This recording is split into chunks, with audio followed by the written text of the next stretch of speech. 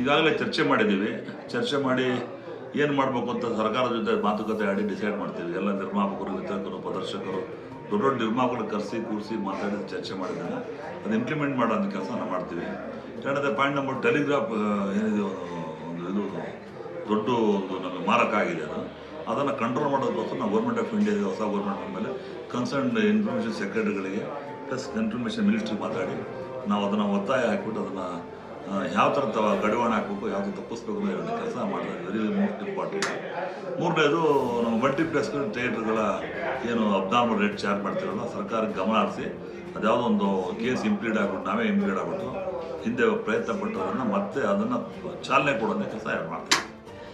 ನಮ್ಮ ಕರ್ನಾಟಕ ಚಲನಚಿತ್ರ ವಾಣಿಜ್ಯ ಮಂಡಳಿಯ ಸಪ್ರೇಟ್ ಯೂಟ್ಯೂಬ್ ಚಾನಲ್ಲು, ವೆಬ್ಸೈಟ್ ಎಲ್ಲ ಇದೆ.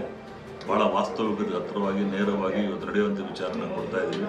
ಇದನ್ನು ತಾವೆಲ್ಲ ಸಬ್ಸ್ಕ್ರೈಬ್ ಆಗಿ ಡೆವಲಪ್ ಮಾಡಿ ಇದಕ್ಕೆ ಸಪೋರ್ಟ್ ಮಾಡ್ಬೇಕಂತ ಕೇಳ್ಕೊಳ್ತೀವಿ.